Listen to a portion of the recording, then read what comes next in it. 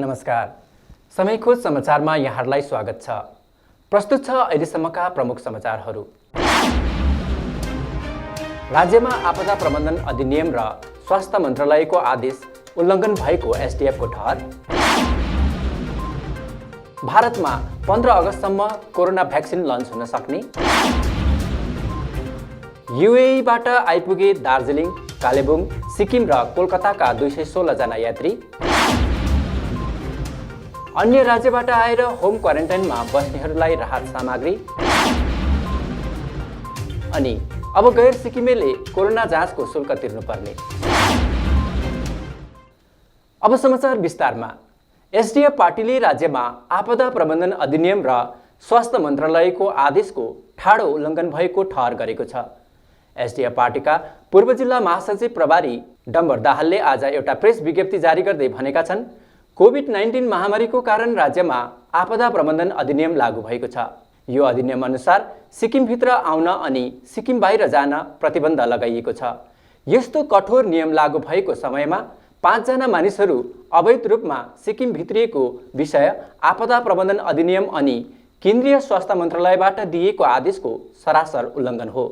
SDF party यस काण्डको घोर प्रतिवाद गर्दछ। विज्ञप्तिमा भनिएको छ, यस प्रकारको काण्डले एसकेएम सरकारको पुलिस प्रशासन तथा प्रशासनिक मामिला अत्यन्त कमजोर र लापरवाहीपूर्ण रहेको पुष्टि भएको छ। छिमेकी देश नेपालबाट फर्केकी सुस्मिता सुब्बाले आजसम्म आफ्नो निवास स्थानमा प्रवेश गर्न पाएकी छैनन्।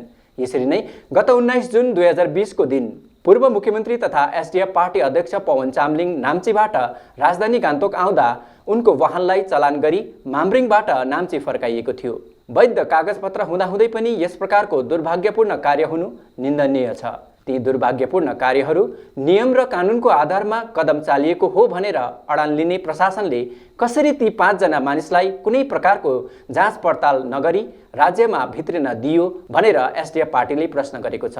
राज्यमा अवैध रूपमा प्रवेश गर्ने र गराउने माथि पनि कडाभन्दा कडा कानुनी कारबाही हुनुपर्छ भनेर एसडिएफ पार्टीले माग गरेको छ। यस विषय 2 पुलिस कर्मीलाई निलम्बित गरिएको विषयमा एसडिएफ पार्टीले भनेको छ, यस काण्डको जाँच पडतालको प्रक्रिया चलिरहेको खबर हुँदाहुँदै पनि छानबिनको कुनै फलाफल ननिक्ली साधारण कन्स्टेबलहरूलाई नोकरीबाट प्रशासनले कुन आधारमा निलम्बित गर्ने कदम उठायो, यो चिन्तायोग्य विषय बनेको छ। उच्च स्तरमा रहेका सरकारी कर्मचारीसँग सम्बद्ध छ यो काण्ड भन्ने चर्चा चलिरहेको बेला साधारण कन्स्टेबलहरूलाई 81 निलम्बित गरिनु अत्यन्त दुःखद कुरा हो। जाँचको कुनै फलाफल ननिकाली कन्स्टेबलहरूलाई मात्र निलम्बित गरेर संविधानको विरुद्ध र सर्भिस रुलको उल्लङ्घन भएको छ भनी एसडिएफ पार्टीले ठहर गरेको छ। जबसम्म जाँच पूर्ण हुँदैन ती पुलिस कर्मीहरूलाई नोकरीमा फिर्ता लिनुपर्ने तथा अवैध प्रवेश काण्डको उच्च स्तरीय न्यायिक जाँच हुनुपर्छ भनी एसडिएफ पार्टीले माग गरेको छ। भारतमा तयार भइरहेको कोरोना भ्याक्सिनको मानव परीक्षण आगामी 7 जुलाईदेखि सुरु हुने भएको छ। भारतीय चिकित्सा अनुसन्धान परिषद आइसिएमआरले भ्याक्सिन निर्माणको काममा जुटेका सबै हितधारकहरूलाई चिठी लेखेर परीक्षणको काम प्राथमिकतासहित 15 अगस्तसम्म पूरा गर्नु भनेको छ। बताइँदैछ 15 अगस्तमा स्वदेशी निर्मित भ्याक्सिन BBV 152 कोभिड लन्च गर्न सकिनेछ। आइसिएमआरद्वारा लेखिएको चिठीमा स्पष्ट गरिएको छ कि भ्याक्सिन बनाउन जुटेका हितधारकहरूले यसलाई प्राथमिकता मान्दै 15 अगस्त अघि परीक्षण पूरा गरून्। भ्याक्सिनको परीक्षणको निम्ति दबाई नियामक central drugs standard control organisation अर्थात् CDSCO र स्वास्थ्य एवं परिवार कल्याण मन्त्रालयले 30 जुनमा नै यस स्वदेशी भ्याक्सिनको पहिलो र दोस्रो चरणको मानव क्लिनिकल परीक्षणलाई स्वीकृति दिएका छन्। भारत बायोटेकले आइसिएमआर र राष्ट्रिय विषाणु विज्ञान संस्थान INV सित मिलेर यस भ्याक्सिनको विकास गरिरहेको छ। दुबईको शारजाह हवाई अड्डाबाट प्रथमपल्ट सोझै बागडोग्रा हवाई अड्डासम्म अन्तर्राष्ट्रिय उडान एयर अरबियामा यात्रा पूरा गरेर आज दार्जिलिङ, कालेबुङ, सिक्किम र कोलकाताका 216 जना यात्रीले एक नयाँ इतिहास रचे। कोरोना संक्रमणको कारण सुरु भएको लकडाउनले गर्दा यी सबैजना दुबईमा नै फसेका थिए, जसमध्ये कोहीको आर्थिक स्थिति बिस्तारै खस्किँदै गइरहेको थियो। यी यात्रीहरूलाई स्वागत जनाउन आज GTA गोर्खाल्यान्ड टेरिटोरियल एडमिनिस्ट्रेसनका अध्यक्ष अनित थापा बागडोग्रा हवाई अड्डा नै पुगेका थिए। बागडोग्रा अन्तर्राष्ट्रिय हवाई अड्डामा ओर्लिएपछि दुबईमा बस्दै आएका दार्जिलिङ निवासी स्टिभन गुरुङले राज्य तथा केन्द्र सरकारप्रति कृतज्ञता प्रकट गरे। बागडोगरा हवाई अड्डा आइपुगेका युवा युवतीलाई स्वागत जनाउन अघि जिटिए अध्यक्ष अनित थापाले जिटिए क्षेत्रका बासिन्दाहरूका लागि जिटिएले बागडोगराबाटै आवश्यक यातायात सुविधाको व्यवस्था मिलाएको अनि दार्जिलिङमा संस्थागत क्वारेन्टाइनको पनि व्यवस्था गरिएको बताए।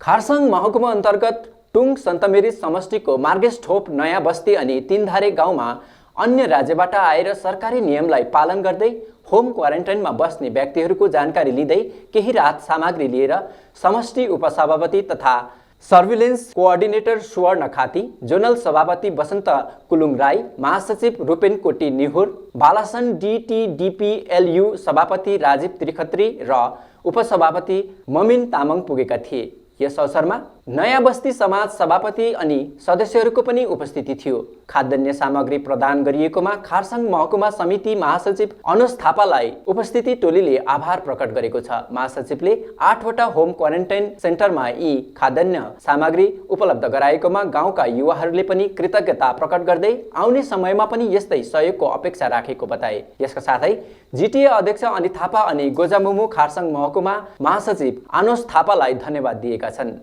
राज्य बाहिरबाट सिक्किम फर्कने गैर सिक्किमेहरूले अब कोरोना भाइरस जाँचको निम्ति शुल्क तिर्नुपर्ने नियम बनाइएको छ। यसको निम्ति राज्य सरकारले शुल्क निर्धारण गरेको छ, जस अन्तर्गत अब सिक्किम फर्कने गैर सिक्किमेहरूले RT-PCR टेस्टिङको निम्ति 3500 र ट्रुनेट टेस्टिङको निम्ति 2000 रुपियाँ भुक्तान गर्नुपर्नेछ।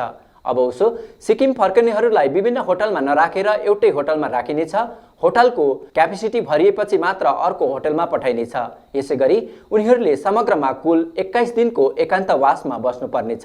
सुरुमा सुविधा एकान्तवासमा बस्नुपर्ने अनि रिपोर्ट आए पश्चात गृह एकान्तवासमा पठाइने बिहिबार राज्यको स्वास्थ्य विभागले जानकारी गराएको छ। गोरामुमु सिंहमारी तकभर समष्टिका सभापति मन्जिल राईले अब पार्टीमा समय दिन नसक्ने भएका छन्। व्यक्तिगत तथा पारिवारिक समस्याको कारण नै राईले पार्टीलाई समय दिन नसक्ने भएपछि पार्टीले सिंहमारी तकभर समष्टि समिति सञ्चालन गर्न 14 सदस्यीय कार्यकारिणी समितिको गठन गरेको छ। यसै विषयलाई लिएर हिजो गोरामुमु दार्जिलिङ शाखा अध्यक्ष अजय एडवर्डको अध्यक्षतामा गोरामुमु सिंहमारी तकभर समष्टिको एक सांगठनिक सभा सम्पन्न भएको थियो, जसमा समष्टि समितिको सांगठनिक अनि राजनैतिक गतिविधिहरूलाई सुचारू रूपले अघि बढाएर लान एक नयाँ कमिटी गठन गरिएको छ। यस सभाको मार्फतद्वारा चाहिँ अब हामीले एउटा प्रण गरेको छौँ कि विगतमा सिंहमारी तकभर समष्टिबाट जे जति भयो नराम्रो कतिवटा घटनाहरू है, अब त्यसलाई यही नै भुलेर एउटा नयाँ सोच, एउटा नयाँ विचार लिएर एउटा आफ्नो एउटा क्षेत्र, आफ्नो गाउँ, एउटा समाज, एउटा आफ्नो समष्टिको लागि केही गर्नु छ भनेर आज हामी एउटा कम्बर कसेर आएको छौँ।